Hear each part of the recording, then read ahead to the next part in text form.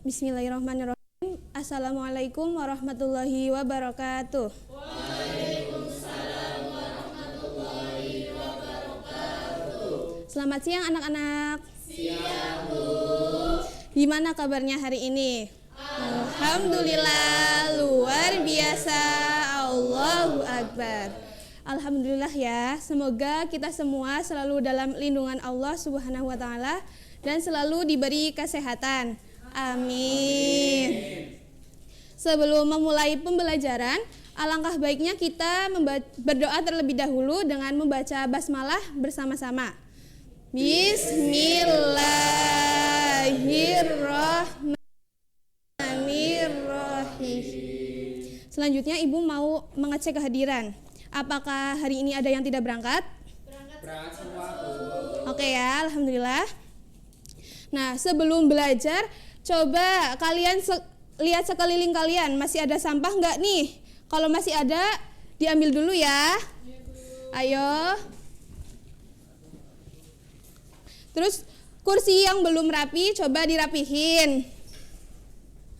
Oke, udah siap belajar semua? Sudah, Bu. Oke ya. Nah, pada pertemuan kali ini, Ibu akan menjelaskan materi tentang tujuan akidah Islam. Nah, masih ada yang ingat minggu kemarin kita belajar apa? Oh, lupa ya? Oke, gak apa-apa.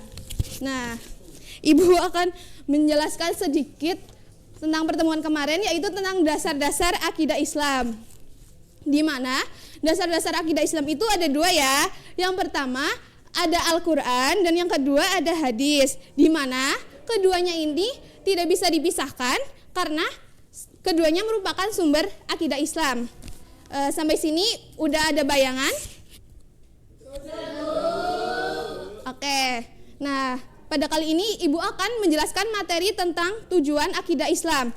Nah, kita diharapkan agar bisa menerapkan pokok-pokok akidah Islam dengan benar, lalu dapat membedakan petunjuk hidup yang benar dengan yang salah, lalu dapat menyebutkan tujuan akidah Islam, dan yang terakhir dapat mendeskripsikan tujuan akidah Islam. Nah, pada dasarnya akidah Islam harus dipedomani oleh semua umat Islam.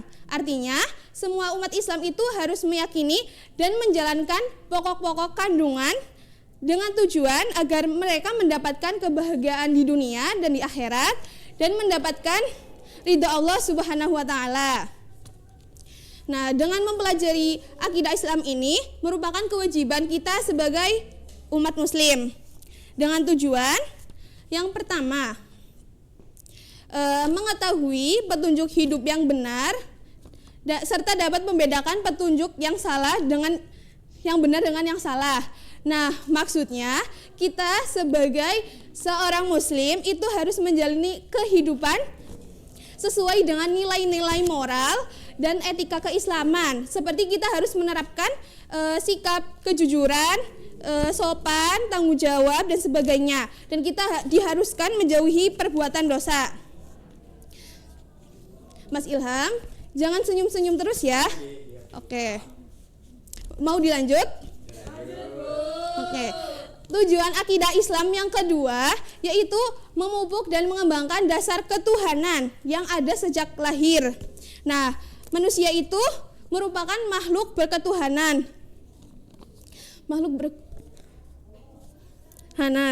Sejak dilahirkan, manusia itu cenderung mengakui adanya Tuhan. Dengan naluri berketuhanan, manusia itu dapat kayak kita bisa meyakini dan menjalankan dengan benar.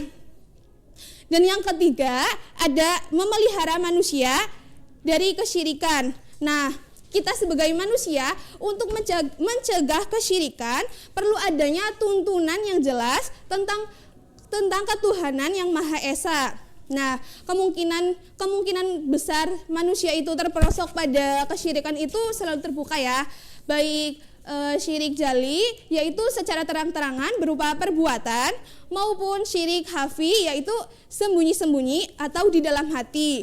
Nah, dengan kita belajar akidah Islam ini itu bertujuan agar kita terhindar dari perbuatan syirik. Nah, yang ketiga, yang keempat yaitu menghindari diri dari pengaruh akal pikiran yang menyesatkan. Nah, manusia itu telah diberikan kelebihan oleh Allah Subhanahu wa taala berupa akal pikiran. Nah, pendapat-pendapat atau paham-paham yang didasarkan pada akal pikiran manusia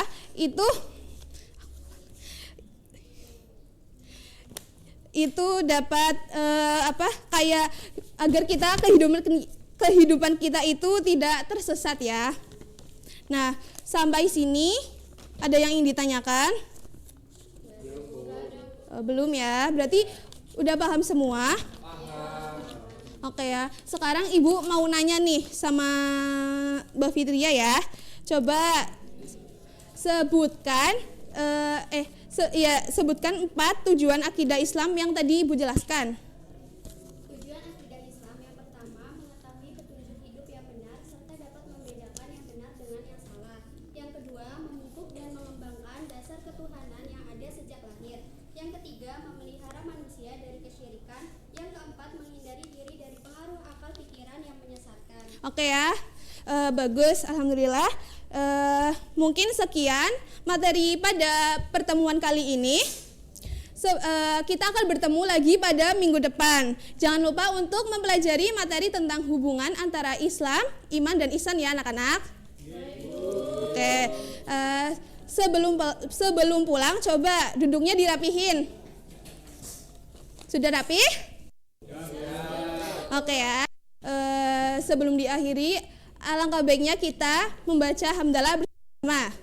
Alhamdulillahirabbil alamin. Akhirul kalam. Wassalamualaikum warahmatullahi wabarakatuh.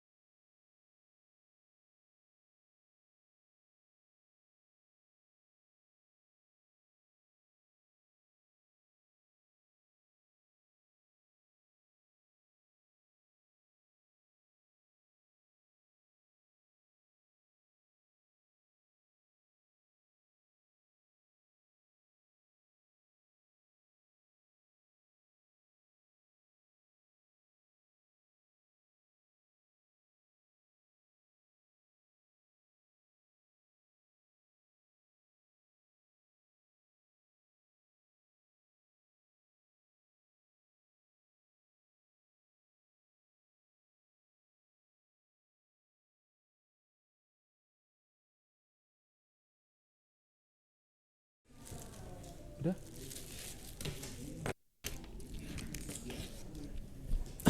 Assalamualaikum warahmatullahi wabarakatuh. Waalaikumsalam warahmatullahi wabarakatuh. Apa kabar kalian semua? Alhamdulillah, luar biasa. Allahu Akbar. Alhamdulillah, semoga kita senantiasa diberikan kesehatan jasmani maupun rohani. Allahumma amin. Nah, sebelum kita mulai pelajaran pada siang hari ini, agar kita diridhoi oleh Allah dan diberikan ilmu yang bermanfaat, marilah kita berdoa terlebih dahulu. Silakan ketua kelas untuk memimpin berdoa. Siap, Bro. Berdoa mulai. Berdoa selesai. Ya, baik, terima kasih. Bapak absen terlebih dahulu nggih. Dinda, Fitria, Ilham, Sofi, Firman, Akbar, Akil, Rifa, Wulan, Tri, Nelly. Ya, baik. Alhamdulillah nggih pada hadir semua. Alhamdulillah. Nah, pada pertemuan sebelumnya kita sudah membahas mengenai ikhtiar dan tawakal. Apa itu tawakal, Mas Ilham? Berserah diri kepada Allah. Iya, bagus. Jadi ketika kita sudah melakukan ikhtiar dan tawakal, kita tidak lupa apa? Bersyukur atas nikmat yang Allah berikan. Nah, pada pertemuan kali ini Bapak akan membahas materi mengenai bersyukur atau syukur. Ada yang tahu syukur itu pengertiannya apa? Belum? Oh, belum. Ya. Jadi, syukur itu berasal dari bahasa Arab, yaitu syakara yashkuru.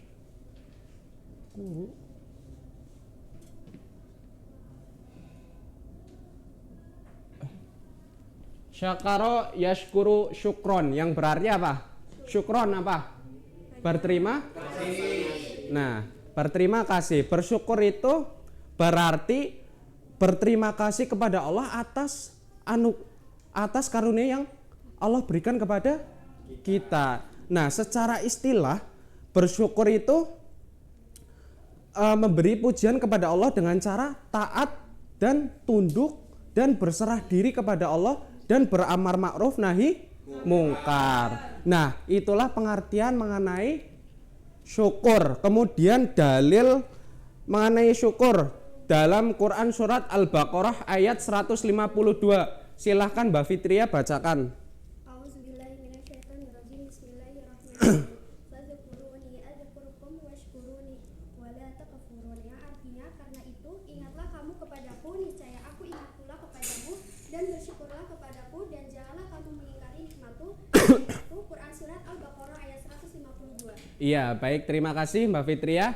Jadi dalam Quran surat Al-Baqarah ayat 152 yang berbunyi fadkuruni adkurkum washkuruli wala takfurun, yang artinya apa? Karena itu ingatlah kamu kepadaku, niscaya aku ingat pula kepadamu, dan bersyukurlah kepadaku, dan janganlah kalian mengingkari nikmatku. Nah, ayat tersebut menunjukkan apa? Kita itu tidak boleh mengingkari nikmat yang Allah berikan dan selalu bersyukur atas nikmat yang Allah berikan kepada kita. Nah, seringkali manusia itu lalai dalam mensyukuri nikmat yang Allah berikan kepada kita. Nggih napa nggih? Nggih. Nah, dan tidak menyadari betapa besar suatu nilai yang Allah anugerahkan kepada kita. Kita akan menyadari hal tersebut, kita akan merasakan dan menyadari hal tersebut ketika salah satu nikmat yang Allah berikan kepada kita itu dicabut. Nggih napa nggih? Nggih. Nah, sebagai contoh, katakanlah sebagai contoh ketika ada salah seorang yang dicabut nikmat kesehatan jasmani. Katakanlah orang lain. Nah, orang lain ini kemudian masuk ke rumah sakit dan dia melihat sekeliling dia di depan sedang mengalami sakaratul maut. Di sebelah kiri sedang mengalami gagal ginjal. Sebelah kanan sedang kejat-kejat. Nah,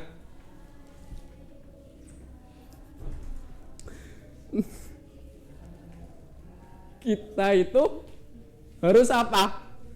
Nah, orang tersebut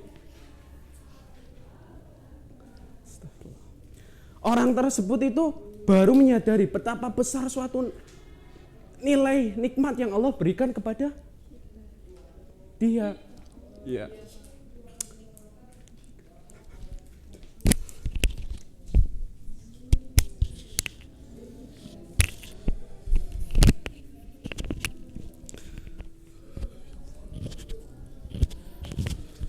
Kemudian ciri-ciri perilaku syukur. Yang pertama, tidak pernah mengeluh dalam hidupnya. Yang kedua, selalu mengucapkan alhamdulillah ketika mendapat kenikmatan yang Allah berikan. Nah, yang ketiga ini apa? Kebahagiaan kepada orang lain. Nah, itulah ciri-ciri perilaku syukur. Kemudian ciri-ciri perilaku syukur juga dibagi menjadi 3 bagian. Yang pertama, bersyukur dengan lisan. Ketika kita mengakui suatu kenikmatan yang Allah berikan dengan mengucapkan lafaz hamdalah. Yang kedua, bersyukur dengan badan atau perbuatan. Kita itu membuat apa? Memberi sikap menjalankan perintah Allah dan menjauhi larangannya. Dan yang ketiga itu bersyukur dengan hati. Bersyukur dengan hati yaitu mengosongkan hati kita untuk berzikir dengan istiqomah kepada Allah, untuk mengagungkan akan kebesaran Allah. Nah, itulah ciri-ciri perilaku syukur yang dibagi menjadi 3 bagian. Kemudian adapun dampak positif yang kita peroleh yaitu apa? Kita mendapatkan jaminan kenikmatan yang lebih dari Allah. Yang kedua, mendapatkan apa? Ridho Allah. Nah, ini yang kedua itu luar biasa besarnya. Nah, itu materi yang dapat Bapak sampaikan. Apakah ada yang kurang jelas anak-anak? Jelas, Pak. Alhamdulillah. Ada yang perlu ditanyakan? Tidak. Baik, Bapak kasih PR, tolong kalian kerjakan buku cetak soal mengenai syukur pada pertemuan berikutnya. Kalian kumpulkan dan Bapak akan nilai. Ya. Monggo silakan.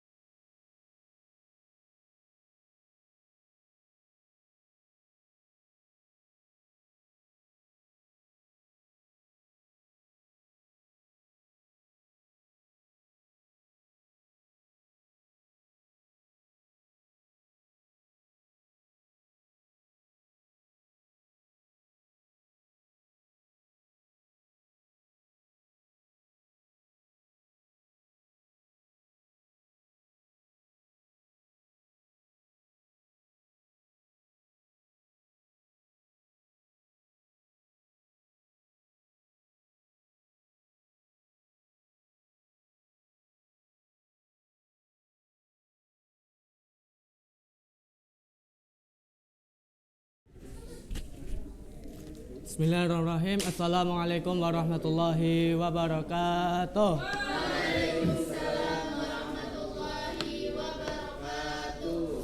Gimana kabarnya kalian pada siang hari ini? Alhamdulillah, luar biasa. Allahu Akbar. Masya Allah, pada semangat semua pada siang kali ini. Sebelum itu Bapak ingin mengabsensi kalian. Yang pertama Mbak Dinda, Mbak Fitri, Mas Ilham, hadir. Mas Fikri, hadir. Mas Sofi, hadir. Mas Wahyu, hadir. Mas Akil, hadir. Mbak Rifa, hadir. Mbak Wulan, hadir. Mbak Tri, hadir. Dan terakhir Mbak Nelly. Hadir semuanya kan? Hadir. Okay. Apakah kalian sudah siap untuk belajar? Siap. Tapi sebelum itu Bapak ingin menguji tentang keingatan kalian pada materi-materi pada sebelum ini. By the way, kalian bertemu Bapak udah berapa kali pertemuan? 2 3 kali. sama ini, tapi sebelumnya 2. Nah, coba Bapak ingin sebutkan apa yang kalian udah peroleh pada pertemuan sebelumnya. Yang pertama Mas Fikri. Yang pertama, materi yang telah diajarkan Bapak itu ada pentingnya menjaga adab berjalan, berpakaian, serta adab makan dan minum. Yang kedua, ayo Mbak Tri.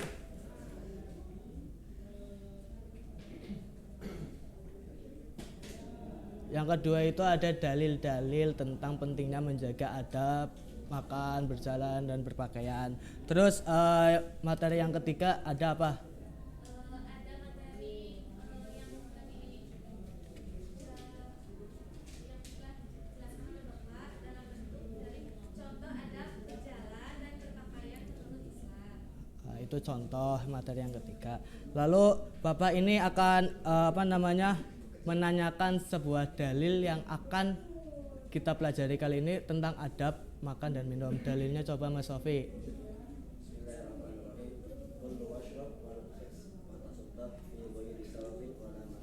Yang artinya makan, minum, berpakaian dan bersedekah.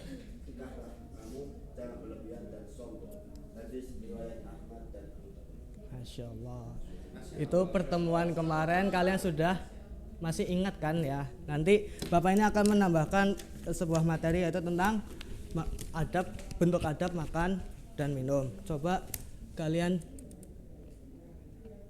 simak video berikut.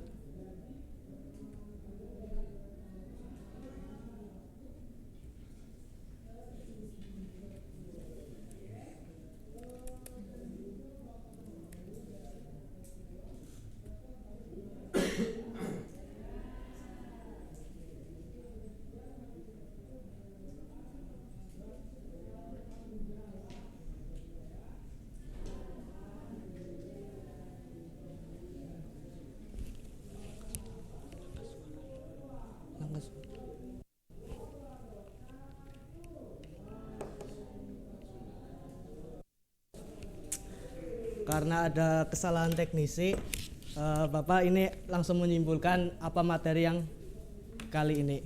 Yang pertama itu ada bentuk adab yang pertama, yaitu ada membaca doa sebelum makan. Nanti selanjutnya itu ada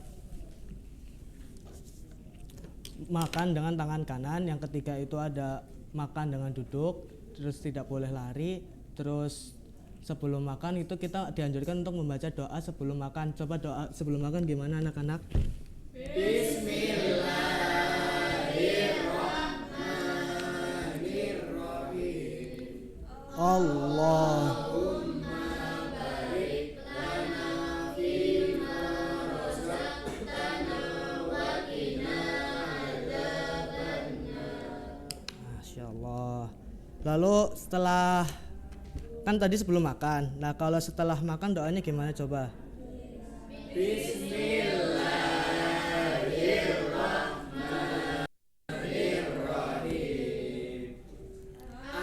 Alhamdulillahilladzi at'amana Wa saqana wa ja'alana minal muslimin. Oke. Jadi itu beberapa bentuk adab dalam makan dan minum. Semoga ini pesan Bapak, semoga kalian bisa mengimplementasikan pada kehidupan sehari-hari. Bapak ini akan menyimpulkan tadi yang dari jawaban kalian semua. Bapak ini akan menyimpulkan materi kali ini. Yang pertama tentang dalil yang telah dibacakan oleh Mas Sofi tentang kul washrob walbas watasodak fi ghairin sarafin wala mahilah. Itu diriwayatkan dalam hadis Ahmad dan Abu Daud. Lalu contohnya tadi yang sudah dijelaskan oleh Bapak, yang pertama ada makan dengan makanan halal, bercuci tangan sebelum makan, lalu membaca doa sebelum makan, terus makan dengan tangan kanan, tidak meniup makanan atau minuman selagi masih panas. Terus yang selanjutnya ada ambil makanan yang paling terdekat, yang selanjutnya ada makan atau minum dengan duduk. Selanjutnya tidak bersandar ketika makan, terus minum dengan 3 kali tegukan. Yang terakhir membaca doa setelah makan. Bapak ingin berharap kepada kalian semoga tentang adab-adab ini diperhatikan dalam kehidupan sehari-hari. Siapkah anak-anak untuk mengimplementasikan adab-adab ini? Siap. Oke. Untuk sebelumnya, untuk menutup pertemuan kali ini, Bapak ingin berdoa kafaratul majlis dipimpin oleh Mas Ketua kelas. Siap gerak. Berdoa mulai. Bismillahirrahmanirrahim. Subhanakallahumma wa bihamdika asyhadu an la ilaha illa anta astaghfiruka wa atubu ilaik. Cukup sekian. Bila ada kurangnya mohon maaf. Kesalahan itu memang wajarnya manusia. Bapak juga seorang manusia. Pertemuan berikutnya Bapak ingin kalian mempelajari tentang hikmah-hikmah dalam adab berjalan, berpakaian, dan makan dan minum. Wallahu a'lam bishawab. Ila waqti thoriq. Assalamualaikum warahmatullahi wabarakatuh.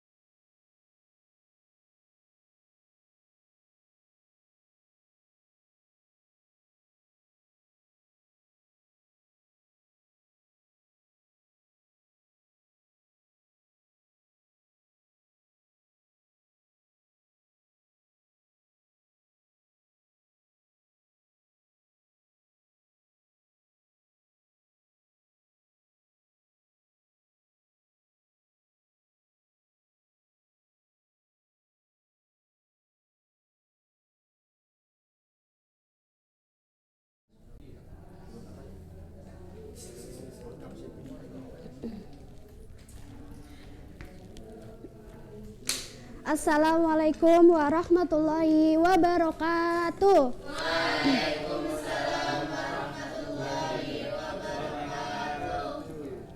Apa kabar anak-anak hari ini? Alhamdulillah, luar biasa, Allahu Akbar. Ibu absensi terlebih dahulu ya, Mbak Dinda, Mas Ilham, Mas Fikri, Mas Sofi, Mas Firman, Mas Wahyu, Mas Akil, Mbak Rifa, Mbak Wulan, Mbak Tri, Mbak Nelly. Nah, hari ini hadir semua ya. Baik, sebelum mulai pembelajaran, silakan ketua kelas dipimpin terlebih dahulu. Siap gerak. Doa mulai. Doa selesai. Baik, nah Ibu mau review materi sebelumnya. Ada yang masih ingat gak materi kemarin apa? Saya Bu, Ya Mbak Dinda apa? merenungkan kekuasaan Allah Subhanahu wa taala dan menggapai rahmatnya terdapat dalam surat Asy-Syams ayat 1-10. Bagus, pintar, berarti masih ingat ya. Nah, hari ini Ibu akan menjelaskan materi tentang menggapai ridho Allah Subhanahu wa taala dengan sikap dermawan dan menghindari sikap kikir. Nah, ada yang tahu nggak apa artinya dermawan? Saya Bu, Apa artinya? memberi. Bagus, pinter ya. Nah, dermawan itu artinya orang yang memiliki sifat suka memberi atau bermurah hati untuk kepentingan orang lain. Nah, dalam Quran surat Al-Lail ayat 1-11 berbunyi A'udzubillahi minasyaitonirrajim. Bismillahirrahmanirrahim. Wal-laili idza yaghsha wan-nahari idza tajalla wa ma khalaqadz dzakara wal unsa inna sa'yakum lasyatta fa amma man a'ta wattaqa wa saddaqa bil husna fasanuyassiruhu lil yusra wa amma man bakhila wastaghna wa kadzdzaba bil husna fasanuyassiruhu lil usra wa ma yughni anhu malu idza taradda. Shadaqallahul azim. Nah, siapa nih yang mau baca ayat 1-5? Nanti Ibu kasih hadiah. Ya, Mas Fikri coba dibaca. Bismillahirrahmanirrahim. Wal-laili idza yaghsha wan-nahari idza tajalla wa ma khalaqadz dzakara wal untha inna sa'yakum lasyatta famma man a'ta wattaqa. Masya Allah, bagus ya, ini hadiahnya. Baik, siapa lagi yang mau baca? Ya, Mas Firman.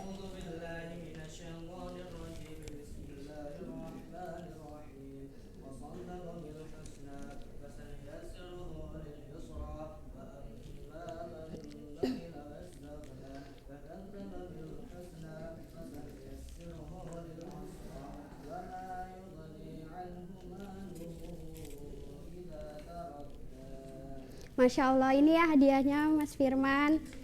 Nah, di sini ada kandungan surat Al-Lail ayat 1-7. Allah menjelaskan tentang pentingnya memberikan harta dan bertakwa serta menghadapi kehidupan dengan berbagai usaha dan harapan. Nah, di ayat 8-11 Allah ini menjelaskan tentang konsekuensi dari tindakan, sikap ataupun harta, keimanan dan amal perbuatan mereka. Nah, di sini Ibu ada gambar. Siapa yang tahu ini gambar tentang apa? Iya, ini adalah gambar tentang orang yang memberikan bantuan kepada orang yang lebih membutuhkan, yaitu orang tua. Nah, selanjutnya di sini ada yang tahu nggak apa itu kikir? Saya Bu, Apa, Mbak? artinya pelit Bu. Iya, kikir itu pelit ya. Nah, kikir ataupun bakhil ialah menahan harta yang seharusnya dia keluarkan ketika orang itu membutuhkan. Nah, ketika orang mempunyai uang, makanan, minuman, ataupun yang lainnya seharusnya yang dikeluarkan dan lebih membutuhkan, tetapi dia enggan untuk mengeluarkannya, itu dinamakan dengan kikir ataupun bakhil. Nah, di sini ada sabda Allah, yaitu sebagaimana Rasulullah SAW bersabda, salasun muhlikatun suhun muta'un wa ijabil mar'i binafsi. Ada 3 hal yang membinasakan. Yang pertama, sifat kikir yang ditaati. Yang kedua, hawa nafsu yang diikuti. Dan yang ketiga, ada kebanggaan terhadap diri sendiri. Nah, di sini ada gambar. Ada yang tahu nggak ini gambar apa? Ini adalah gambar orang yang pelit. Nah, di sini padahal dia punya banyak uang, tetapi dia hanya memberikan 1 koin. Nah, sebelum selesai, kita nyanyi bareng-bareng terlebih dahulu ya. Kedua tangan terbuka menolong yang terluka, dengarkan cerita memberi bahagia, kan harta yang penting berbagi. Ayo jadi orang dermawan. Nah, setelah ini kalian harus jadi orang yang dermawan ya, jangan pelit sama temannya. Baik, selesai. Ketua kelas dipimpin terlebih dahulu. Siap gerak. Berdoa mulai. Berdoa selesai. Nah, jangan lupa jaga kesehatannya. Ibu pamit undur diri. Wabillahi taufik wa hidayah. Wassalamualaikum warahmatullahi wabarakatuh.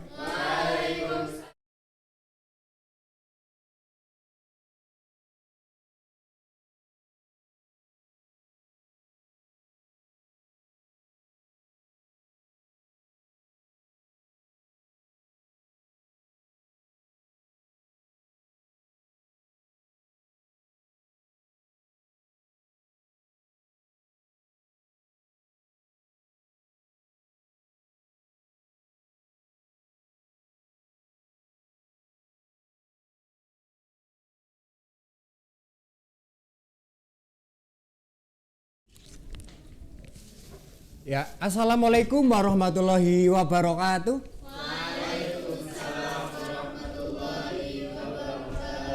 Selamat siang anak-anak. Siang, Pak. Oke, untuk mengawali kegiatan pada siang hari ini, silakan kita berdoa dipimpin oleh ketua kelas. Monggo, Mas Sofi. Siap, mulai. Doa selesai. Oke. Bagaimana kabarnya anak-anak pada siang hari ini? Alhamdulillah, luar biasa. Nah, untuk mata pelajaran kali ini kita akan membahas tentang mad tamkin. Nah, untuk review materi sebelumnya yaitu kita sudah membahas tentang mad. Siapa yang di sini masih ingat tentang mad? Ada nggak? Coba Mas Firman, ingat nggak? Panjang. Oke, mad itu artinya panjang. Nah, jadi tujuan pembelajaran kali ini kita akan membahas tentang mad tamkin. Nah, bagaimana sih cara membacanya mad tamkin? Nah, bagaimana sih bacaannya di dalam Al-Quran? Kita akan membahas tentang mad tamkin. Nah, yang pertama, mad itu artinya panjang. Nah, sedangkan tamkin itu artinya penguat. Nah, jadi bila mana di dalam Al-Quran terdapat ada dua ya. Nah, yang satu berharokat tasdid dan yang satu berharokat sukun, itu dinamakan hukum bacaan mad tamkin. Contoh,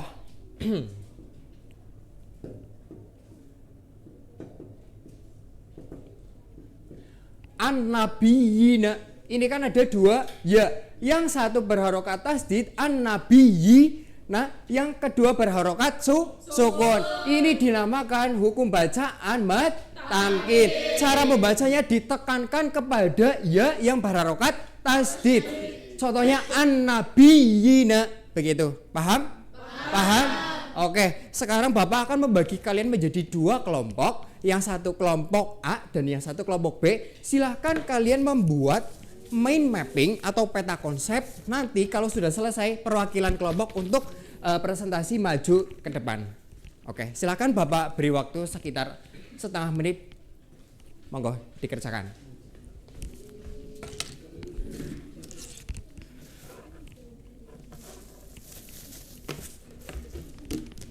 Oke, terima kasih anak-anak. Silahkan yang sudah dikerjakan silakan maju duluan dari kelompok 1. Silakan dipresentasikan. Monggo perwakilannya siapa? Mbak Wulan sama Mbak Fitria. Silakan maju. Di sini, Mbak. Oh iya. Ya, di tengah ya. Yo. Oke, kami dari kelompok 1 izin mempresentasikan hasil diskusi dari kelompok kami. Yang pertama ada pengertian matamkin. Secara bahasa artinya penetapan, pemantapan, dan penguatan. Cara membacanya dengan memantapkan bunyi ya yang bertasydid. Contohnya ada an-nabiyina. Ya, sampai di sini ada yang mau ditanyakan teman-teman? Monggo. Oke, Mbak Tri gimana, tanya apa kepada Mbak Wulan? Gimana ya, Mbak? Caranya gimana? Cara membacanya itu dengan memantapkan bunyi ya yang bertasydid. Oke, bagus. Tepuk tangan. Ayo kelompok 2 siapa yang mau jadi perwakilan? Oke, Mbak Tri sama Mas Akil silakan dipresentasikan hasil diskusinya. Dari kelompok 2, yaitu pengertian matamkin. Suara istilah artinya ada dua ya dalam satu kalimat. Ya yang pertama berharokat tasydid dan yang kedua berharokat sukun. Cara membacanya yaitu dengan memantapkan bunyi ya yang bertasydid. Contohnya yaitu fi ummiyina. Ya, sampai di sini ada yang mau ditanyakan atau enggak? Ada. Oke. Secara bahasa artinya apa, Mbak? Artinya apa, Mas? Mbak. Artinya penguatan atau pemantapan. Oke, tepuk tangan untuk kelompok B. Nah, sampai di sini ada yang masih bingung tentang matamkin atau enggak? Ada yang masih bingung atau sudah cukup? Sudah. Oke, kita ulas kembali. Mad yaitu artinya panjang, sedangkan tamkin artinya penguat. Penguat gimana? Penguat cara membacanya an-nabiyyi dijadikan penguat. Oke. Selain itu di dalam Al-Qur'an di mana ada matamkin yaitu ada dua ya. Yang pertama berharokat tasydid dan kedua berharokat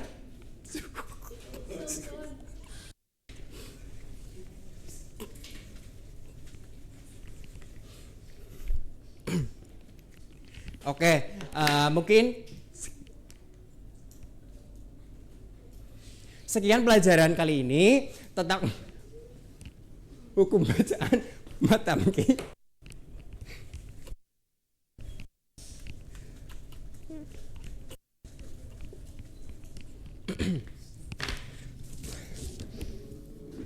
Oke, demikian materi yang Bapak sampaikan tentang hukum bacaan matamkin yang Oke, Mbak Wulan, jangan ketawa terus ya. Oke, bagus. Nanti yang ketawa, yang bercanda, nanti nggak boleh ikut pelajaran. Oke, coba yang ketawa. Siapa yang ketawa? Coba. Oke. Yang ketawa nanti Bapak tanya. Coba. Ada yang satu apa? Tasydid. Nah yang kedua berharokat sukun. Cara bacanya yaitu dengan dimantapkan, ditekan, dimantapkan. Yang ya berharokat apa, Mbak Fitria? Yang berharokat tasydid. Nah, yang selanjutnya materi yang akan kita pelajari pertemuan yang selanjutnya yaitu tentang mad farqi. Nah, pada saat pelajaran besok Bapak minta kalian untuk bisa membaca LKS terlebih dahulu pada malam hari supaya besoknya sudah siap. Untuk mengembalikan fokus kita dalam pelajaran kali ini, coba tepuk semangat.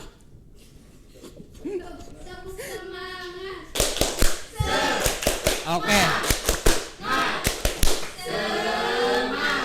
Oke, terima kasih anak-anak. Untuk selanjutnya doa bisa dipimpin oleh ketua kelas. Silakan Mas Akil bisa dipimpin doa penutup. Siap, gerak. Mulai.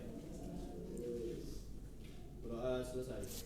Oke, jangan lupa PR-nya baca lagi modul ajar yang akan dipelajari besok tentang mad far'i. Sekian dari Bapak. Wassalamualaikum warahmatullahi wabarakatuh.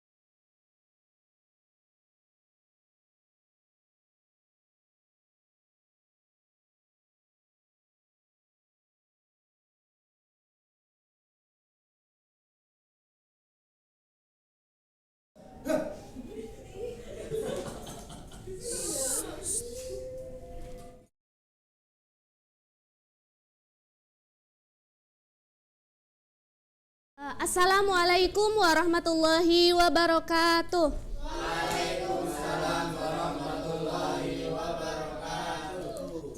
Selamat siang anak-anak. Siang, Bu. Gimana kabarnya hari ini? Alhamdulillah. Luar biasa. Allahu Akbar. Nah, sebelum kita memulai pembelajaran pada siang hari ini, alangkah baiknya kita berdoa terlebih dahulu. Silakan untuk ketua kelas bisa memimpin doa. Siap gerak. Berdoa.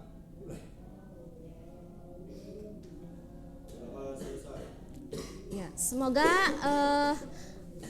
apa yang kita doa hari ini bisa bermanfaat nanti ilmunya ya teman-teman ya. Ya anak-anak. Oke, pada pembelajaran hari ini kita akan mempelajari mengenai mad lazim mukhafaf harfi. Nah, ada yang tahu apa itu mad lazim mukhafaf harfi? Belum. Belum ya. Nah, mad lazim mukhafaf harfi ini sebelum masuk ke pengertiannya itu terbagi menjadi dua, yaitu mad lazim mukhafaf harfi yang dibaca 2 harokat dan mad lazim mukhafaf harfi yang dibaca 6 harokat. Jadi nanti kita akan mempelajari mengenai mad lazim mukhafaf harfi yang dibaca 2 harokat. Nah, pengertiannya yaitu yang pertama yaitu mad. Mad itu artinya apa? Panjang. Mad itu panjang.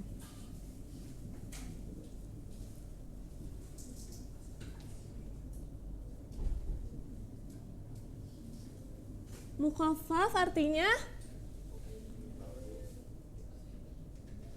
artinya pasti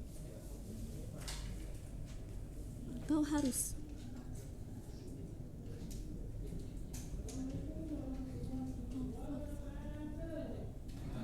Oh iya lazim.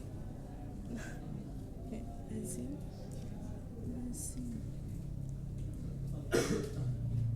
Mukhaffaf itu ada.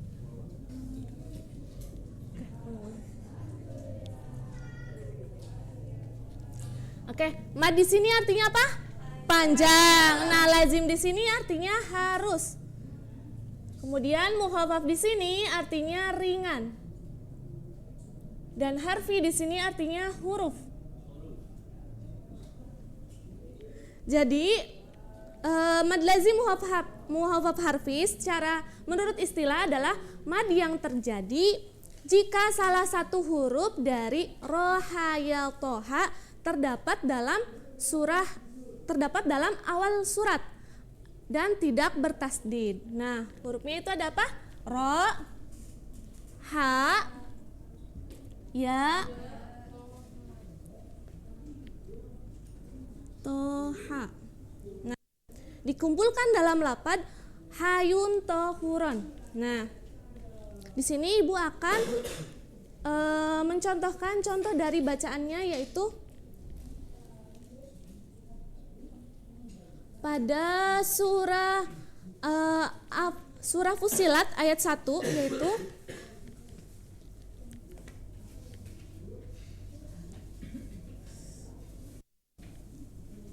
nah, ada yang tahu di mana mad lazim mukhafaf harfinya?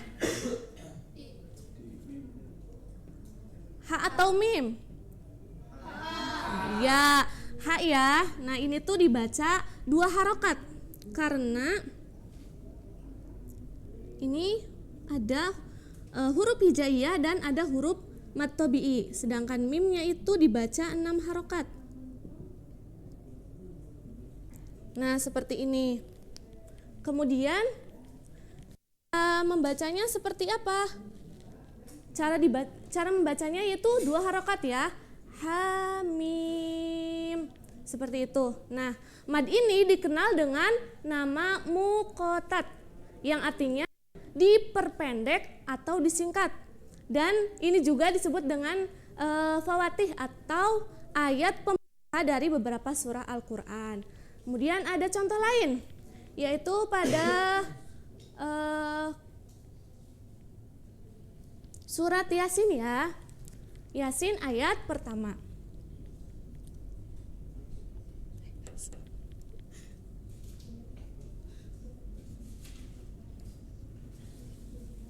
Nah, Yang dibaca 2 harokat ini huruf apa? Ya, oke.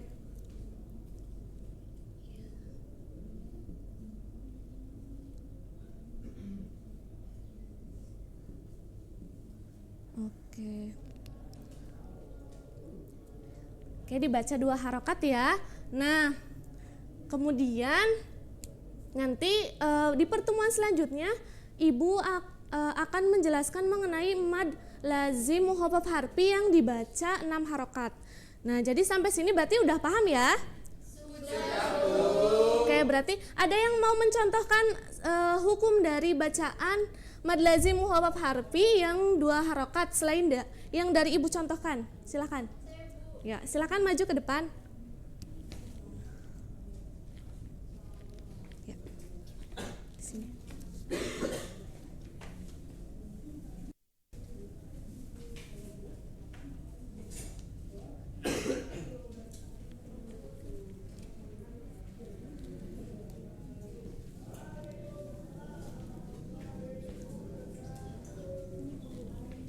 Oke, baik. Terima kasih Mbak Rifa. Nah, di sini di mana mad lazim yang termasuk hukum dari mad lazim mukhafaf harfi? Mbak Rifa? Di huruf ta, Bu. Ya, dan huruf H. iya, betul ya. Nah, berarti sudah paham semuanya ya? Oke. Karena sudah paham berarti Ibu simpulkan, jadi yang dinamakan mad lazim mukhafaf harfi yaitu ketika ada huruf mad yang berharokat, ketika ada huruf mad di mana di situ terdapat dalam awal surat. Nah, dibacanya berapa harokat? 2 harokat. Oke, semuanya udah paham ya. Jadi nanti pertemuan selanjutnya kita akan membahas mengenai mad lazim mukhafaf harfi yang dibaca 6 harokat dan mad lazim mutsaqal harfi. Nah, sekian dari Ibu, semoga apa yang Ibu sampaikan bisa bermanfaat untuk semuanya. Sebelumnya Ibu minta untuk ketua kelas bisa menyiapkan.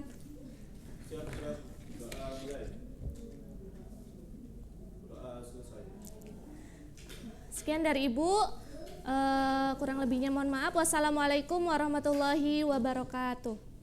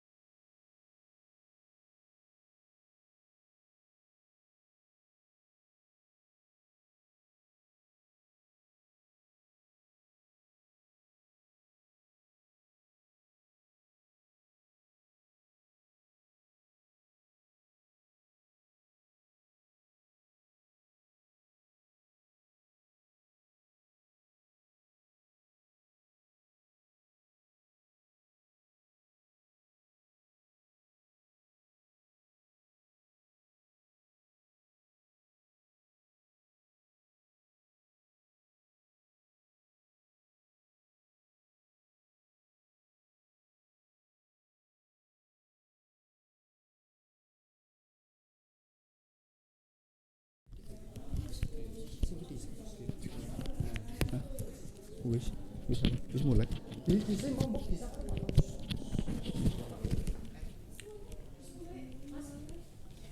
Oke.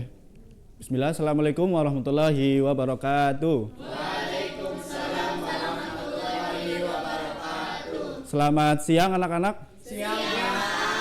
Bagaimana kabarnya hari ini? Alhamdulillah, luar biasa. Allahu Akbar. Oke, sebelum masuk ke pembelajaran, alangkah baiknya kita berdoa terlebih dahulu. Dimohon kepada ketua kelas untuk memimpin doa. Siap gerak. Berdoa mulai. Berdoa selesai. Selanjutnya, Bapak akan absen terlebih dahulu.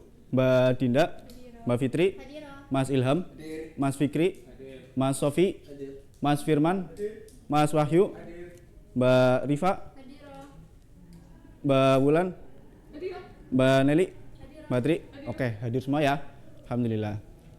Sebelum Bapak mulai pembelajaran, Bapak minta untuk merapihkan tempat duduknya masing-masing. Barangkali ada sampah atau apa yang ada di bawah. Oke. Udah ya. Ada yang masih ingat kemarin kita membahas tentang apa? Ya, betul sekali. Beri tepuk tangan untuk Mas Sofi. Oke, jadi pada kesempatan kali ini kita akan membahas tentang sejarah Perang Khandaq. Latar belakang terjadinya Perang Khandaq. Perang Khandaq ini terjadi sekitar 5 Hijriah atau 627 Masehi. Kondisi umat Islam setelah Perang Uhud, umat Islam di Madinah berada dalam kondisi yang rentan karena kaum kafir Quraisy di Mekah masih berusaha untuk menghancurkan kaum muslimin yang semakin berkembang. Lalu motivasi perang atau penyebab terjadinya Perang Khandaq. Kaum kafir Quraisy beraliansi atau berkoalisi dengan suku-suku di Arab lainnya, termasuk Bani Nadir yang merupakan salah satu suku Yahudi yang diusir dari Madinah. Mereka berencana untuk menyerang Madinah sekaligus ingin mengakhiri keberadaan kaum muslimin di Madinah. Selanjutnya ada strategi dan taktik yang digunakan oleh kaum muslimin. Salman Al-Farisi merupakan salah satu sahabat Rasulullah SAW yang berasal dari Persia. Ini mengusulkan idenya dengan cara menggali parit atau khandaq di sekitar Madinah sebagai bentuk pertahanan. Taktik ini belum pernah dipakai oleh bangsa Arab peperangan. Pada saat proses penggalian, parit ini digali oleh kaum muslimin dalam waktu yang singkat dengan kerjasama yang luar biasa. Melibatkan seluruh komunitas atau kaum muslimin di Madinah, termasuk Rasulullah SAW ikut turun dalam menggali parit ini. Jalannya pertempuran. Kekuatan lawan sekutu Quraisy yang dikenal sebagai Ahzab menggerakkan sekitar 10.000 pasukan untuk mengepung Madinah.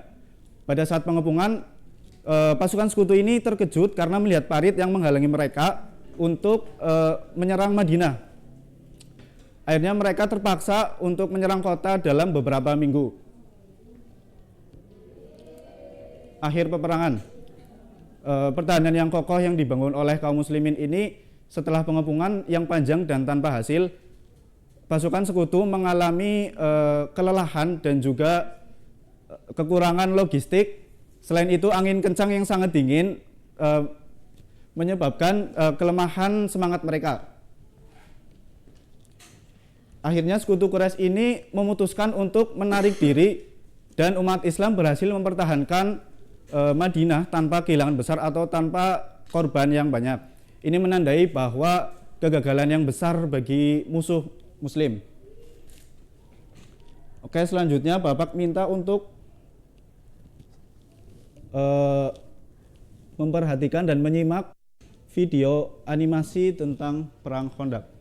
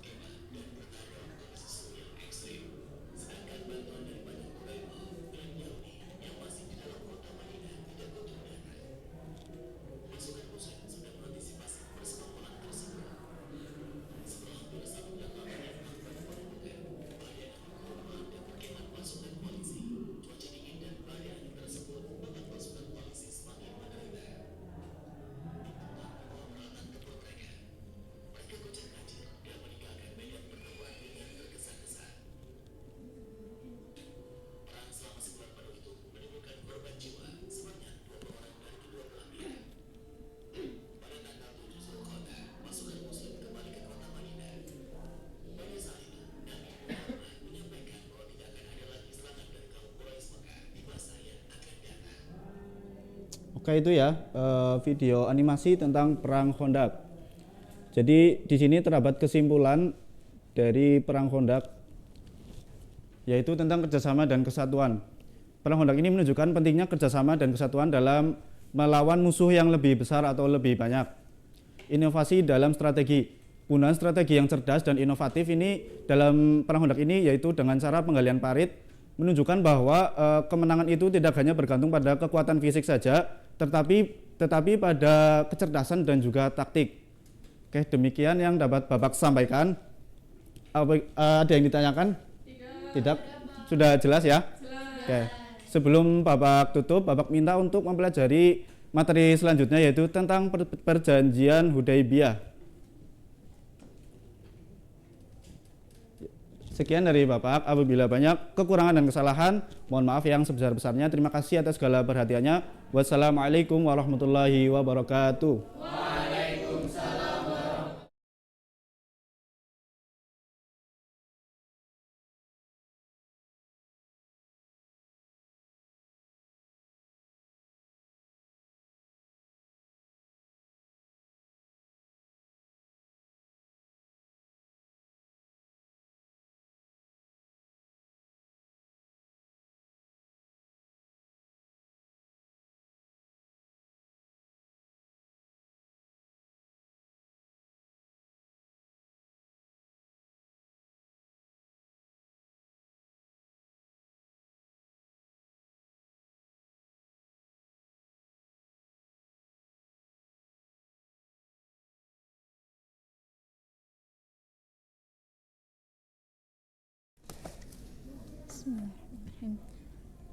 Assalamualaikum warahmatullahi wabarakatuh. Waalaikumsalam warahmatullahi wabarakatuh.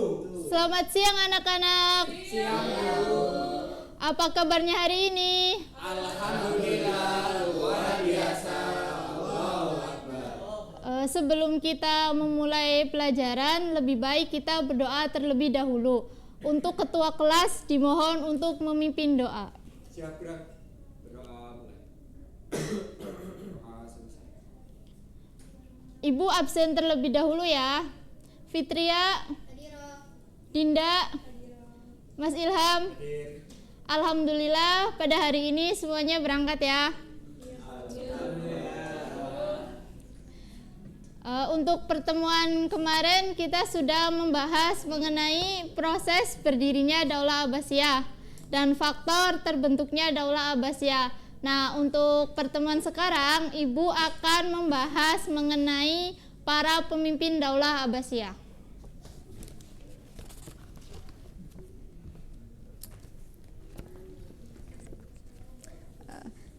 Jadi ya, Daulah Abbasiyah itu memimpin selama 5,5 abad dari tahun 132 sampai 656 Hijriah atau 750 hingga 1258 Masehi. Nah, dalam masa kekuasaannya tersebut itu ada 37 khalifah yang pernah memimpin. Mereka itu banyak sekali mengukir prestasi dalam berbagai bidang seperti kemajuan di bidang administrasi pemerintah, kemajuan di bidang ilmu pengetahuan, kemajuan di bidang ekonomi, kemajuan di bidang arsitektur, kemajuan di bidang militer dan sebagainya. Nah, jadi para pemimpin Daulah Abbasiyah yang pertama itu ada Abul Abbas As-Saffah. Nah, Abul Abbas As-Saffah ini nama panjangnya itu Abdullah bin Muhammad bin Ali bin Abdullah bin Al-Abbas. Nah, itu memimpin dari tahun 750 hingga 754. Jadi masa kekuasaannya atau memimpin itu cuma selama 4 tahun. Nah, yang kedua itu ada Abu Ja'far Al-Mansur. Nah, sama ya, Abu Ja'far Al-Mansur ini nama panjangnya Abdullah bin Muhammad bin Ali bin Abdullah bin Al-Abbas. Nah, itu memimpin pada tahun 754 hingga 775 Masehi. Nah, yang ketiga itu ada Al-Mahdi atau Muhammad bin Abu Ja'far Al-Mansur. Nah, beliau itu memimpin pada tahun 775 hingga 785 Masehi. Nah, untuk khalifah yang keempat itu ada Musa Al-Hadi atau Musa bin Al-Mahdi bin Al-Mansur. Beliau itu memimpin pada tahun 785 hingga 786 Masehi. Nah, untuk yang kelima itu ada Harun Ar-Rasyid atau Harun bin Al-Mahdi bin Al-Mansur. Nah, beliau itu memimpin dari tahun 786 hingga 809 Masehi. Nah, untuk khalifah yang keenam ini ada Al-Amin atau Muhammad bin Harun Ar-Rasyid. Nah, Muhammad bin Harun Ar-Rasyid ini memimpin dari tahun 809 hingga 813 Masehi. Nah, untuk khalifah yang ketujuh ini ada Al-Ma'mun atau Abdullah bin Harun Ar-Rasyid dari 813 hingga 833 Masehi. Untuk khalifah yang ke-8 ini ada Al-Mu'tasim atau Muhammad bin Harun Ar-Rasyid.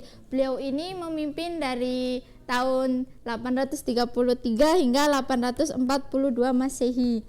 Untuk khalifah yang ke-9 ini ada Al-Wathiq Billah atau Harun bin Al-Mu'tasim bin Ar-Rasyid. Nah, beliau ini memimpin dari tahun 842 hingga 847 Masehi. Untuk pemimpin yang ke-10 ini ada Al-Mutawakkil 'ala Allah atau Ja'far bin Al-Mutasim bin Ar-Rasyid. Nah, beliau ini memimpin dari tahun 847 hingga 861 Masehi. Nah, untuk pemimpin yang ke-11 ini ada Al-Mu'tasim Billah atau Muhammad bin Al-Mutawakkil bin Al-Mutasim. Nah, beliau ini memimpin dari tahun 861 hingga 862 Masehi. Nah, untuk para pemimpin atau khalifah yang ke-12 ini ada Al-Musta'in atau Al-Abbas bin Al-Mutawakkil. Nah, beliau ini memimpin dari tahun 862 hingga 866 Masehi. Untuk khalifah yang ke-13 ini ada Al-Mu'taz Billah atau Muhammad bin Al-Mutawakkil bin Al-Mutasim. Nah, beliau ini memimpin dari tahun 866 hingga 869 Masehi. Nah, untuk khalifah yang ke-14 ini ada Al-Muhtadi Billah atau Muhammad Al-Wathiq bin Al-Mustasim. Nah, beliau ini memimpin dari 869 hingga 870 Masehi. Nah, untuk khalifah yang ke-15 ini ada Al-Muhtamad 'ala Allah atau Ahmad bin Al-Mutawakkil bin Al-Mu'tasim. Nah, beliau memimpin pada tahun 870 hingga 862 Masehi. Untuk yang ke-16 ini ada Al-Mu'tahid Billah atau Ahmad bin Al-Muwaffaq Tolha bin Al-Mutawakkil bin Al-Mutasim. Nah, beliau memimpin pada tahun 892 hingga 902 Masehi. Untuk pemimpin yang ke-17 ini ada Al-Muqtafi Billah atau Ali bin Al-Mutahid. Nah, beliau memimpin pada tahun 902 hingga 908 Masehi. Jadi masa kekuasaannya ini cuma 6 tahun. Nah, untuk yang ke-18 ini ada Muqtadir Billah atau Ja'far bin Ali Al-Mutahid. Nah, beliau memimpin dari tahun 908 hingga 932 Masehi. Nah, untuk pemimpin yang ke-19 ini ada Al-Qadir Billah atau Muhammad bin Al-Mutahid. Nah, beliau ini memimpin dari 932 hingga 934 Masehi. Untuk yang ke-20 ini ada Ar-Radi Billah atau Muhammad bin Ali Al-Muqtadir. Nah, bin Ali Al-Mutahid. Nah, ini dari 934 hingga 940. Nah, untuk yang ke-21 ini ada Al-Muqtaqilillah. Yang kedua-dua ini ada Al-Mustaqfil Billah. Yang kedua-tiga ada Al-Mudhilillah. Yang kedua-empat ada At-Tailillah. Yang kedua-lima ada Al-Qadir Billah. Dan yang kedua-enam ini ada Al-Qayyim bi Amrillah. Yang kedua-tujuh ada Al-Muqtadi bi Amrillah. Yang kedua-delapan ada Al-Muntasir Billah. Yang kedua-9 ini ada Al-Mustashrid Bila, yang ke-30 ada Ar-Rasyid Bila, dan ke-31 ada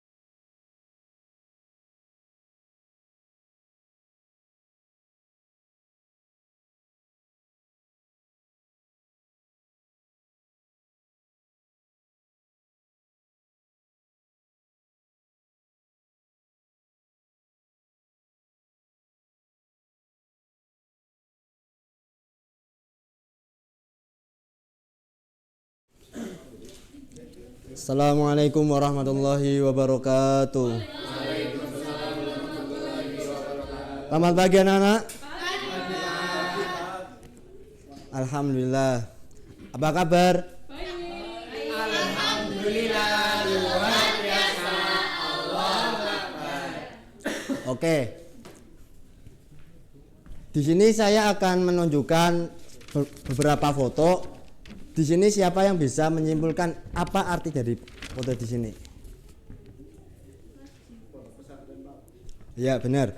Jadi materi kali ini yaitu peran dakwah dari pondok pesantren pada Islam di Indonesia. Pondok pesantren sendiri itu merupakan lembaga yang ada di Indonesia yang sudah lama mengakar di kebudayaan di Indonesia, yang sudah berkolaborasi dengan kultur budaya yang ada di Indonesia. Juga pondok pesantren itu dulunya yaitu berkultural seperti yang ada di kayak di kebudayaan Hindu Buddha seperti Kademangan dan yang lainnya, atau Panginjongan apa yang lainnya. Pondok pesantren sendiri memiliki cara bahasa yaitu funduk, yang artinya bangunan, asrama maupun tempat tinggal. Sedangkan santri atau tolib atau muta'alim atau siswa itu bisa dikatakan santri itu di kultural dari budaya Hindu Buddha, yaitu pada Kademangan itu santri dikatakan cantrik, jadi cantrik diambil alih jadi santri. Di sini apakah ada yang tahu apa sih komponen-komponen penting dalam pondok pesantren? Saya Pak. Apa? Yaitu kiai Pak, karena jika pondok hanya ada bangunannya tetapi tidak ada kiainya, tetap saja bukan pondok namanya Pak. Ya, benar. Salah satu unsur penting di dalam pondok pesantren yaitu yang pertama yaitu ada kiainya, ada ustadz atau ada simbah atau ada tuan guru. Kalau di Aceh itu namanya tuan guru, kalau di Jawa itu bisa dikatakan kiai, kalau di Jawa Barat bisa dikatakan itu kayak abah atau bisa lagi abah atau. Yang kedua, unsur dari pondok pesantren yang kedua itu kegiatan belajar mengajar di pondok pesantren itu biasanya ada di di masjid maupun sholat berjamaah, kegiatan belajar mengajar dan yang lainnya. Yang ketiga yaitu asrama pondok. Pondok pesantren itu identik dengan asrama atau identik dengan tempat tinggal para santri atau para cantrik. Untuk komponen yang selanjutnya yaitu kitab yang diuji. Nah, di sini materi yang dikaji dalam pondok pesantren itu lebih mendalam pada pendidikan agama Islam atau pendidikan yang menjurus ke agama. Dan dalam metode pendidikan di pondok pesantren itu lebih dominan seperti metode-metode kuno, yaitu metode Sorogan maupun Bandongan. Ya, dalam metode Sorogan sendiri itu biasanya yang bisa kita lihat, kita pelajarilah. Biasanya di dalam sorogan itu ada namanya mubtada, ada yang namanya khobar, ada yang bisa kayak al-kalamu utawi iki iku. Lah, itu dalam sorogan itu bisa mengatakan dengan cara utawi iki iku atau iku jadi khobar. Nah.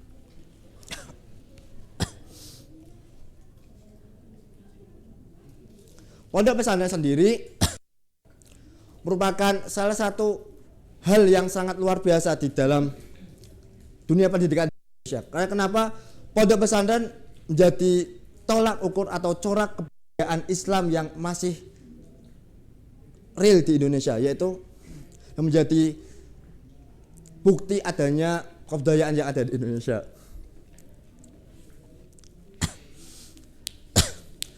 Pondok pesantren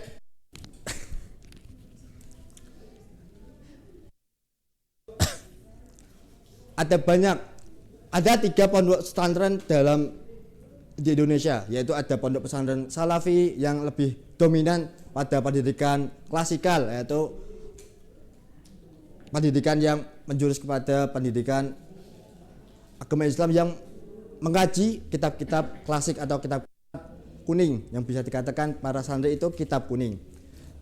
Di pondok yang kedua itu pondok yang lebih menjurus ke jurusan atau ke suatu hal yang tuju, seperti pondok-pondok Quran. Itu pondok-pondok yang lebih dominan pada pengajian Al-Quran, yang di situ dalam pendidikan Islamnya itu lebih menjurus ke pendidikan Al-Quran, seperti di pondok MK di Jombang, Jawa Timur. Untuk pendidikan di Indonesia, pondok pesantren juga menuju ke, maksudnya konsepnya seperti lebih mendalam ke ilmu alat, seperti pondok-pondok yang ada di Pati, yaitu Matolek Ulfalah, yang lebih menjurus pada konsep dari ilmu alat sendiri. Pondok pesantren di Indonesia itu banyak. Ada banyak pondok pesantren yang ada di Indonesia, yang menjadi tolak ukur di Indonesia, yang menjadi bukti adanya kebudayaan Islam di Indonesia, masuknya Islam di Indonesia, yaitu ada di Pondok Sunan Derajat yang ada di Lamongan. Yang mana di Lamongan sendiri itu merupakan tempat bukti adanya kegiatan belajar mengajar yang dilakukan oleh Sunan Derajat untuk penyebaran agama Islam di Indonesia melalui pesisir Tuban, Lamongan, pesisir yang di Rembang, dan gitu. Oke, apakah di sini masih yang paham dengan perkataan Bapak? Oke. Marilah kita berdoa terlebih dahulu dengan membaca Alhamdulillahirabbil alamin. Jika ada salah mohon dimaaf. Wabillahi taufik wal hidayah. Wassalamualaikum warahmatullahi wabarakatuh.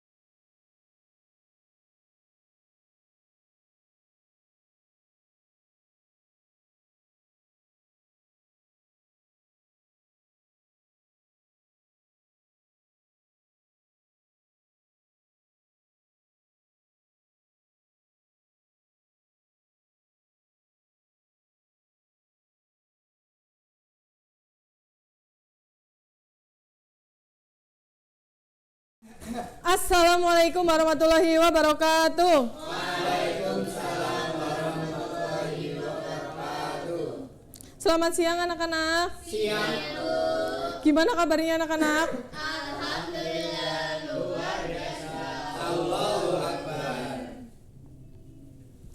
untuk ketua kelas silakan bimbing.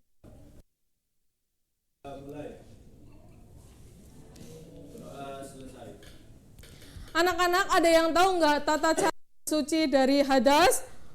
Belum, Bu.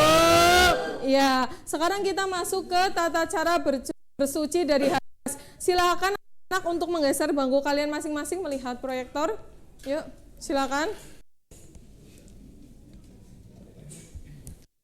Tata cara hadas itu dibagi menjadi 4 ya anak-anak. Yang pertama wudhu, yang kedua mandi, yang ketiga tayamum, yang keempat istinja. Kita masuk yang ke pertama. Cara itu ada 7. Yang pertama niyat, yang kedua membasuh tangan, yang ketiga berkumur-kumur, yang keempat membasuh wajah, yang kelima membasuh kedua tangan sampai siku, yang keenam mengusap sebagian kepala, yang ketujuh membasuh telinga. Betul. Sekarang kita masuk ke tata cara mandi anak-anak. Tata cara mandi wajib. Tata cara mandi wajib yang pertama, mandi wajib dimulai dengan membersihkan kemaluan dan kotoran yang ada di sekitarnya beserta dengan niyat. Yang kedua, dimulai dengan membasuh kedua telapak tangan sampai pergelangan tangan masing-masing 3 kali. Betul. Yang ketiga, setelah itu berwudu. Yang keempat, kemudian mengguyurkan air dimulai dari pundak kanan terus ke pundak kiri. Yang kelima, kemudian bila diyakini bahwa air telah mengenai seluruh tubuh, karena itu siraman air itu harus pula dibantu dengan jari-jari jemari tangan. Yang keenam itu membasuh tangan dengan 3 kali. Betul. Kita masuk yang ketiga ya anak-anak.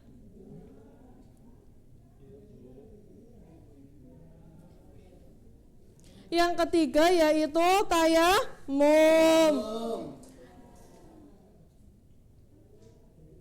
Tata cara tayamum. Tata cara tayamum yaitu yang pertama membaca basmalah, yang kedua memukul atau menepuk kedua telapak tangan ke permukaan tanah dengan sekali tepukan. Yang ketiga itu meniup kedua anggota tangan sebelum membasuh ke anggota tayamum. Yang keempat mengusap wajah dan kedua tangan hingga pergelangan. Yang kelima tertib dalam tayamum. Yang keenam dikerjakan secara beriringan. Dan yang terakhir yaitu istinja.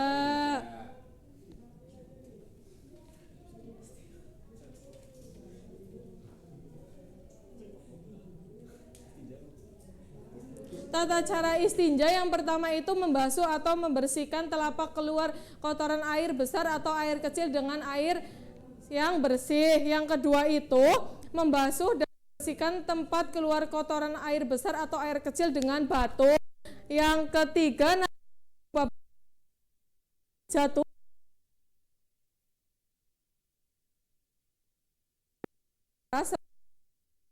sedang terkena maka cukup diusap sampai bersih untuk mensucikannya.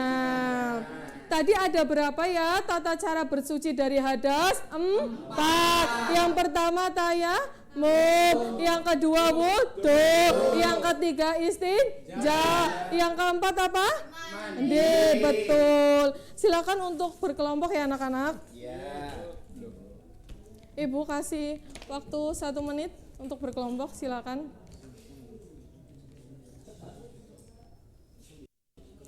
Sudah belum anak-anak? Sudah. Yuk untuk kelompok pertama Mbak, silakan maju. Yuk silakan dipaparkan. Ya, jadi di sini akan memakai tayamum. Nah, tata caranya yang pertama itu ada membaca basmalah dan berniat. Yang kedua itu menepuk tangan. Meniup telapak tangan, yang itu mengusap dan tangan hingga pergelangan. Yang itu tertib.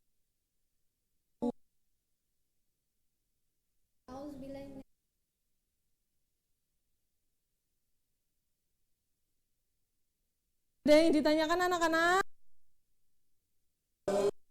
kasih. Selanjutnya kelompok 2 ya. Mas Akil sama Mas Wahyu, Mas. Oke, di sini ada tata cara bersuci yaitu wudhu. Ada 8 cara, ada 8 pertama, kedua tangan, yang keempat membasuh wajah, yang kelima sampai ke siku, yang 7 membasuh telinga. Di sini terdapat niat wudhu yaitu nawaitul wudhu alirafillah min fadlillahi ta'ala. Ada yang ingin ditanyakan anak-anak? Tidak. Iya, silakan untuk kelompok 2. Terima kasih. Ayo anak-anak, tayamum bersama. 1, 2, 3. Bismillahirrahmanirrahim. Nawaitu tayamum malistibahati sholati fardhu lillahi ta'ala. Ayo sekarang niat berwudu. Bismillahirrahmanirrahim. Nawaitul wudu ali raf'il hasil ashuri fardhu lillahi ta'ala. Dari tadi yang Ibu paparkan mengenai tata cara bersuci dari hadas, ada yang ditanyakan anak-anak? Tidak, Bu. Ayo, tata cara hadas ada berapa? Tata cara bersuci dari hadas? Yang pertama? Betul. Yang kedua? Ayo Mas. Betul. Yang ketiga? Betul. Yang keempat? Betul. Besok Ibu tolong untuk kalian membaca tentang fungsi toharo dalam kehidupan. Terima kasih untuk pembelajaran kali ini. Silakan untuk ketua kelas memimpin doa.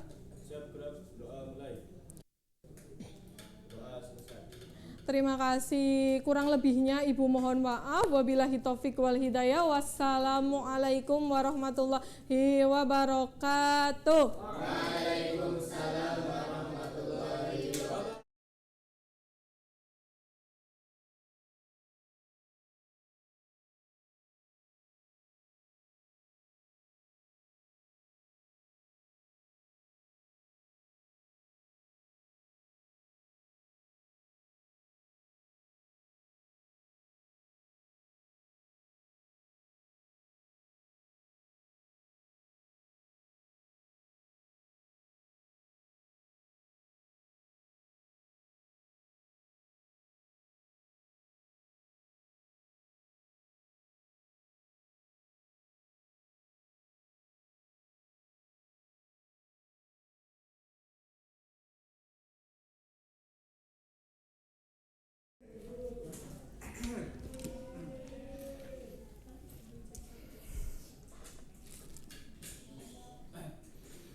Assalamualaikum warahmatullahi wabarakatuh. Waalaikumsalam warahmatullahi wabarakatuh. Kayak kurang semangat apa ya anak-anak? Assalamualaikum warahmatullahi wabarakatuh. Waalaikumsalam warahmatullahi wabarakatuh. Ya, bagus. Selamat siang anak-anak.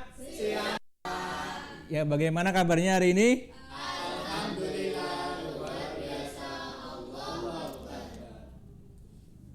Ya, sebelum memulai pembelajaran, mohon dipimpin untuk berdoa.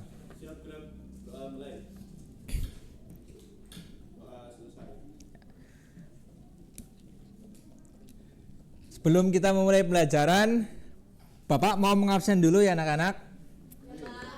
Mbak Dinda, Mbak Fitria, Mas Ilham, Mas Fikri, Mas Sopi, Mas Firman, Mas Akil, Mbak Windy, Mbak Rifa, Mbak Nelly, Mbak Tri. Ya, alhamdulillah sudah hadir semua. Sebelumnya Bapak mau membahas materi kali ini. Untuk pertemuan yang kemarin-kemarin itu Bapak sudah membahas tentang apa? Ya, bagus. Apa itu sedekah, Mas Ilham? Sedekah adalah pemberian sesuatu kepada seseorang yang membutuhkan semata-mata hanya mengharap ridho Allah Subhanahu wa taala. Ya, bagus. Kemudian yang untuk pertemuan Bapak sudah membahas apa? Salah, ya benar Mas Ilham.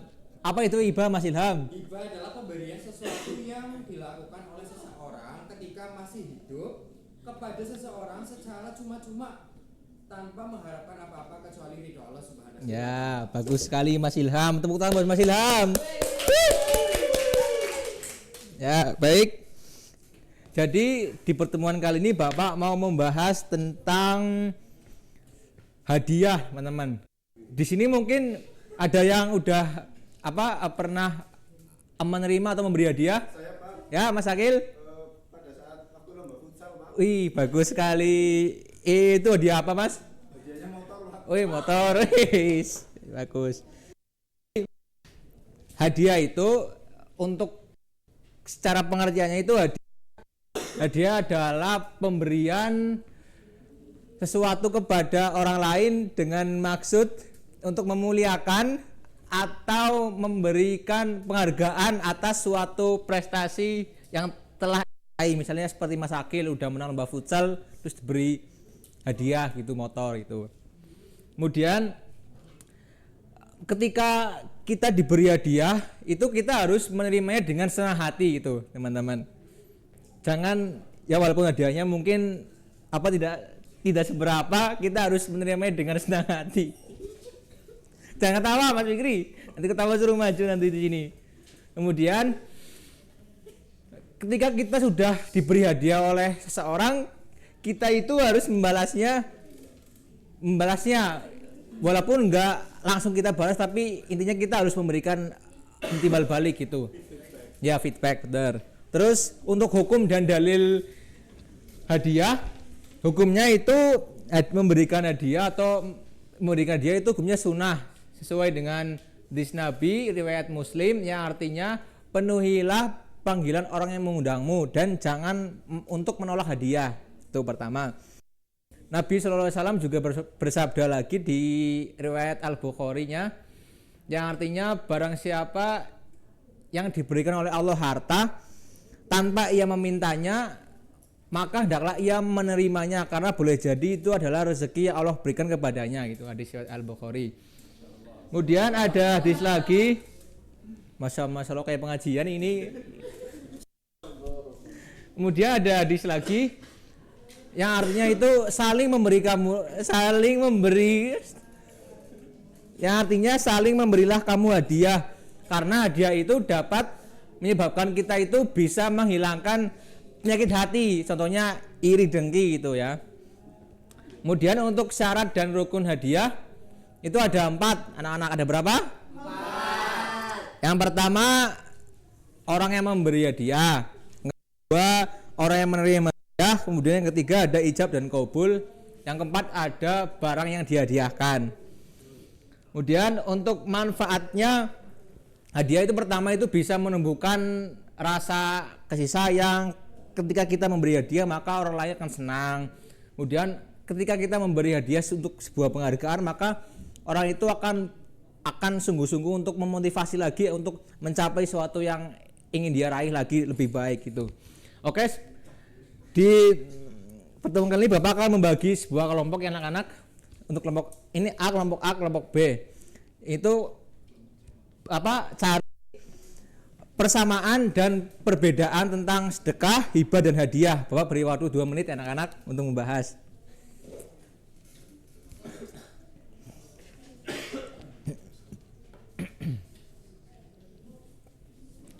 Ya, sudah selesai anak-anak.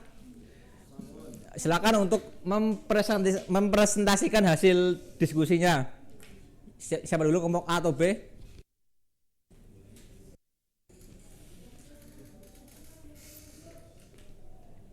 Oke, di sini terdapat perbedaan hibah dan jadi baca Mas Akil. Pemberian tanpa mengharapkan balasan dan tujuan ibadah. Hibah adalah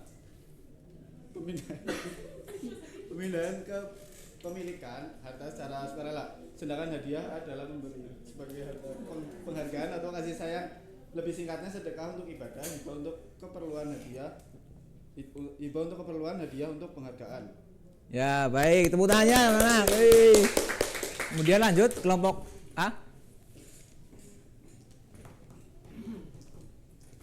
Persamaan sedekah, hibah dan hadiah. Persamaannya yaitu pemberian atau Jangan ketawa Mas Ilham. Jangan ketawa, disimak.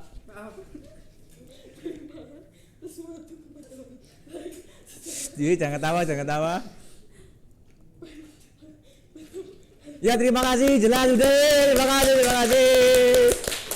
Ya, itu anak-anak materi kita tentang hadiah. Selanjutnya Bapak akan belajar tentang, untuk pertemuan besok Bapak akan belajar tentang ketentuan makan halal dan haram. Ya, silakan untuk ketua dipimpin untuk berdoa. Siap, gerak. Berdoa mulai. Berdoa selesai. Ya, sekian yang dapat Bapak saya sampaikan. Wassalamualaikum.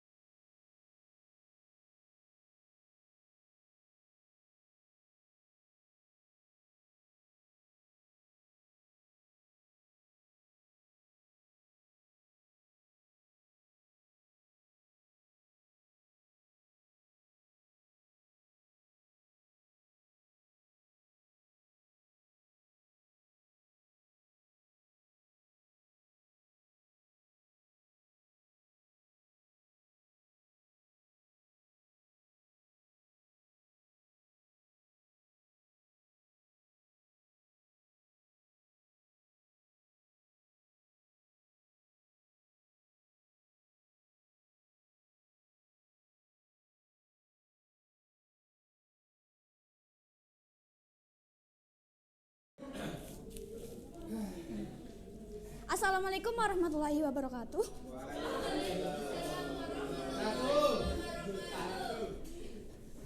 Selamat siang anak-anak.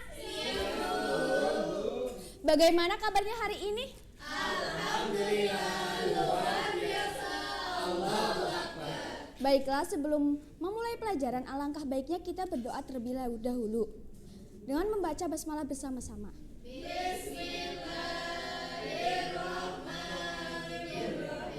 Ibu presensi dulu ya. Dinda, Fitria, Akil, Rifa. Alhamdulillah hadir semua ya. Oke anak-anak, ada yang tahu belum? Sekarang kita mau belajar apa?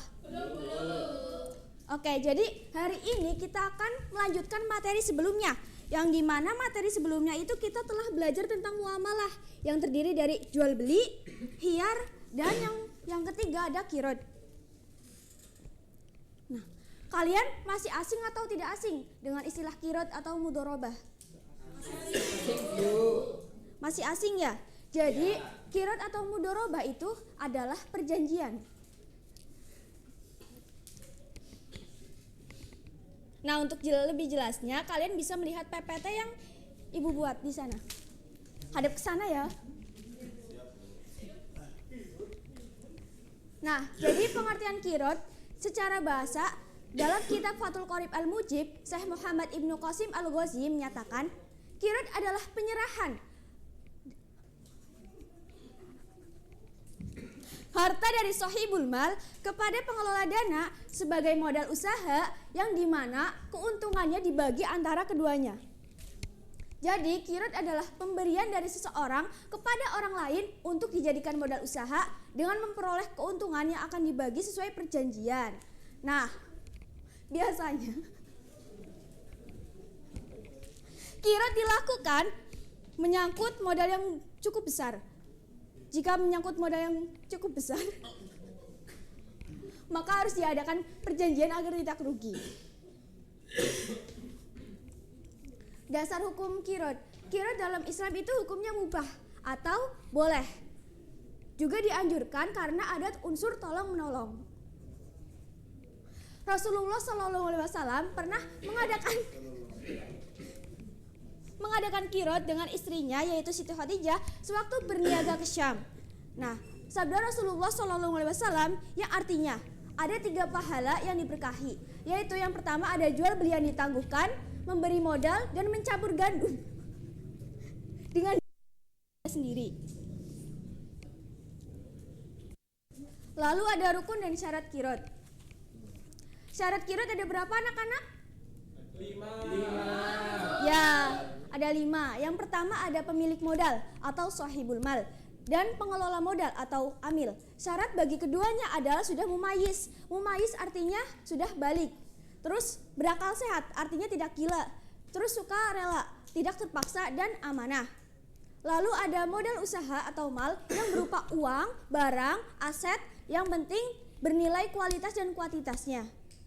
Lalu ada jenis usaha yang dijalankan, yaitu jelas dan disepakati oleh kedua belah pihak.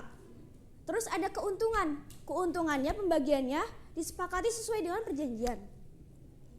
Lalu ada ijab kabul atau serah terima. Jadi antara keduanya itu harus ada ijab kabul dulu agar jelas dan dituangkan di surat perjanjian. Pengelola modal itu tidak bertanggung jawab atas kerugian yang disebabkan oleh kecerobohan. Tapi jika terjadi kerugian, maka kerugiannya ditutup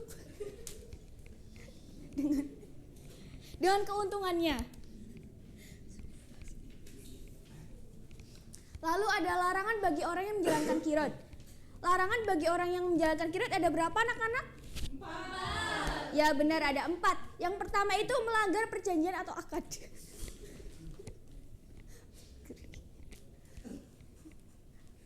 Lalu ada menggunakan modal untuk kepentingan diri sendiri.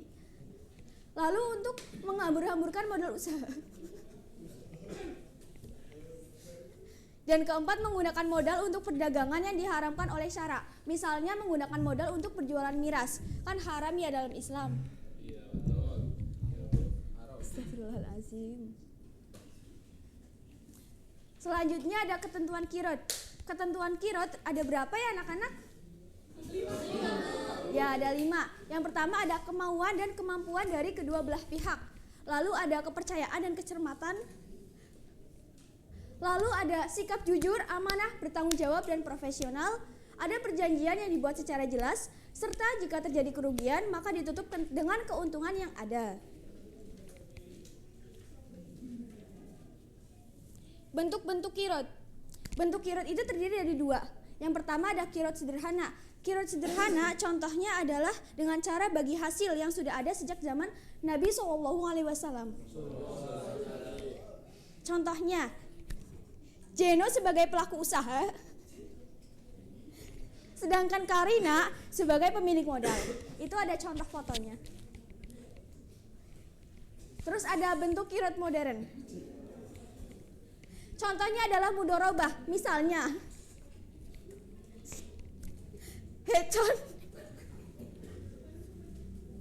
Hecon meminjam uang di bank untuk membuka modal usaha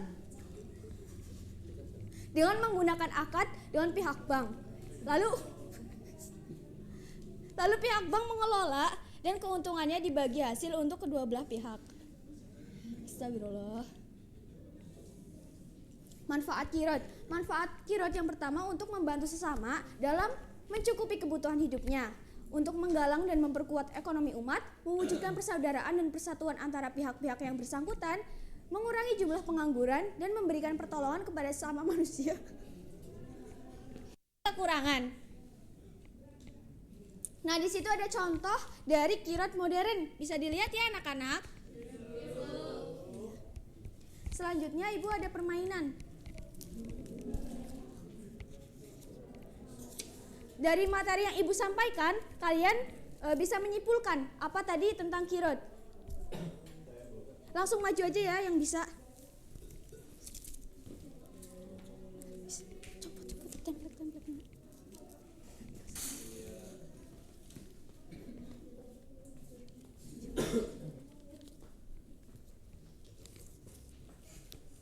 Selanjutnya, untuk di pertemuan selanjutnya Ibu meminta kalian untuk mempelajari tentang riba ya anak-anak. Sekian pembelajaran dari hari ini. Mohon maaf jika Ibu banyak kekurangan. Jaga kesehatan ya anak-anak. Billahi taufiq wal hidayah. Wassalamualaikum warahmatullahi wabarakatuh. Waalaikumsalam.